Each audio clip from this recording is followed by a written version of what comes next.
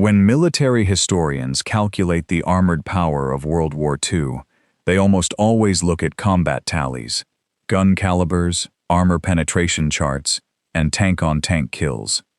But tank commanders in Western Europe knew a brutal reality that rarely appears in casualty statistics.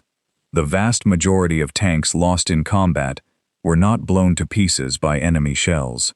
They broke down. Transmission gears sheared off under heavy load, final drives shattered, tracks through pins in deep mud, and armor plates suffered minor penetrations that disabled the engine or wounded the crew. On a tactical level, a tank that is mechanically disabled is identical to a tank destroyed by an armor-piercing round. It is out of the fight. Where the war was actually decided was in what happened during the next 24 hours. If a military force possessed the logistical muscle to pull that disabled tank off the field, under fire, haul it to a forward workshop, replace its modular engine, and return it to the front line before sunrise, its armored strength remained intact. If a military force lacked that capability, every mechanical failure was a permanent loss. It was in this invisible war of battlefield recovery and maintenance speed that the American military completely outclassed the German Wehrmacht. While German propaganda praised the heavy armor and devastating firepower of the Tiger and Panther, the US Army Ordnance Corps built an industrial recovery apparatus that quietly stripped the Panzerwaffe of its operational endurance. To understand why the German tank recovery effort collapsed, one must look at the disastrous imbalance between tank weight and recovery vehicle capacity. Early in the war, during the Blitzkrieg era, the Wehrmacht relied on lightweight panzers weighing between 10 and 25 tons. To recover these vehicles, German ordnance units used the excellent Sd.Kfz.9 FAMO, an 18-ton heavy half-track. A single FAMO could easily tow a Panzer III or Panzer IV off the field for field repairs. However, as the war progressed, German armor design underwent a radical weight explosion. The Panther weighed 45 tons, the Tiger I weighed 56 tons, and the King Tiger ballooned to a crushing 68 tons. Yet, German industrial output failed to field a dedicated heavy armored recovery vehicle in meaningful numbers.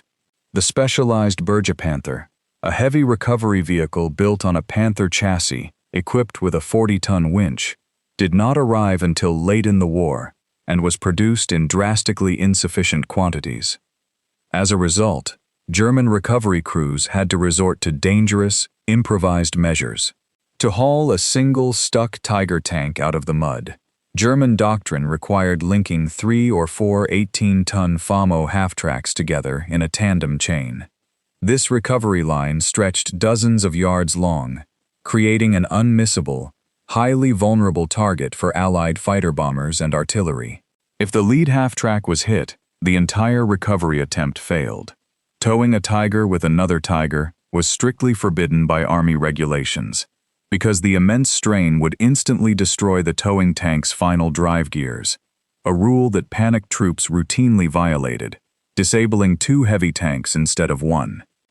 While the Wehrmacht struggled with cobbled-together half-track chains, the U.S. Army approached battlefield recovery with the same mass production doctrine that powered its entire war effort: standardization and purpose-built heavy machinery. American armored doctrine dictated that every tank battalion must have dedicated, armored recovery assets capable of operating under direct fire. The backbone of this effort was the M32 Tank Recovery Vehicle. Built directly on the standardized M4 Sherman tank chassis, the M32 replaced the gun turret with a heavy-duty A-frame boom crane, an internal 30-ton winch, and mortar smoke launchers for screening. Because it shared the same chassis, engine, and tracks as the medium tanks it serviced, the M32 possessed the exact same cross-country mobility, armor protection, and mechanical reliability as the frontline assault units. For strategic long-distance recovery and highway transport, the Americans deployed a logistical marvel, the M25 Tank Transporter, universally nicknamed the Wagon. consisting of an armored 6x6 tractor pulling a massive 40-ton multi-axle trailer. The Dragon Wagon was powered by a heavy-duty 240-horsepower engine.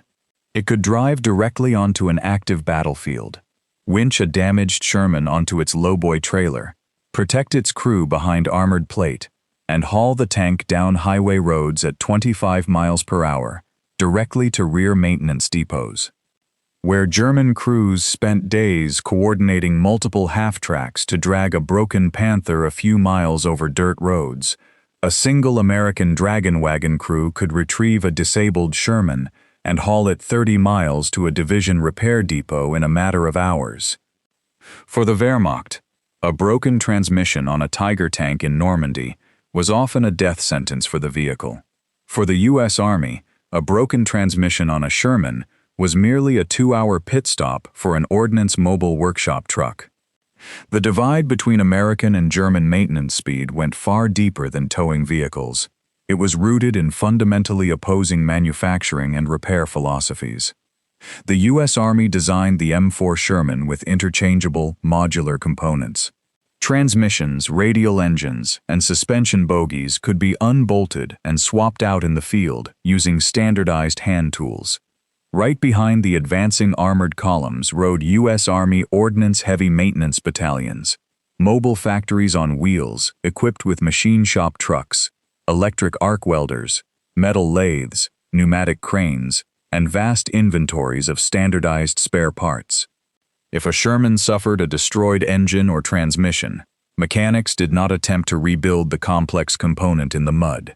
They unbolted the failed unit, hoisted it out with an M32 crane, dropped in a brand new factory-fresh engine from a supply truck, and had the tank running again within hours.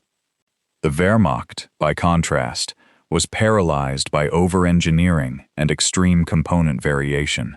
German tanks were handcrafted precision machines with tight manufacturing tolerances. Components were rarely interchangeable between different production runs, let alone different tank models. Replacing a transmission in a Panther required completely removing the upper hull armor and turret, an operation requiring a massive 16-ton gantry crane that frontline units rarely possessed.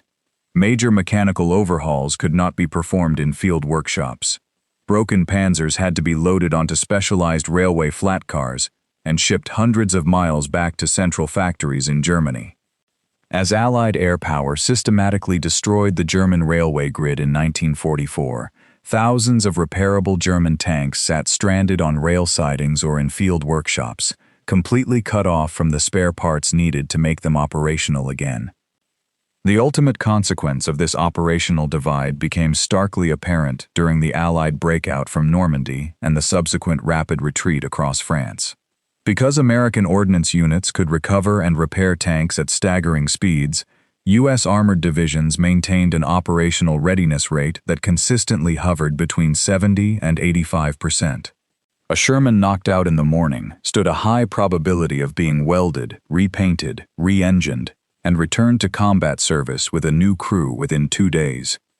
For the Wehrmacht, the lack of fast recovery assets transformed every tactical retreat into an absolute disaster. When American forces breached German lines, German armored units were forced to pull back rapidly. Because they lacked the heavy winches, armored recovery vehicles, and road transporters needed to haul their broken 50-ton tanks, German commanders were left with only one choice: thousands of Panthers, Tigers, and assault guns, suffering from nothing more than running out of fuel, a thrown track, or a blown final drive, had to be set on fire or blown up with demolition charges by their own crews to prevent capture. In Normandy, in the Ardennes, and during the final defense of the Reich, more heavy German armor was scuttled and abandoned by its own crews due to recovery failure than was ever destroyed by American tank guns. The United States did not merely outproduce the Wehrmacht in factory assembly lines, it systematically out-recovered, out-repaired, and out-maintained them on the battlefield.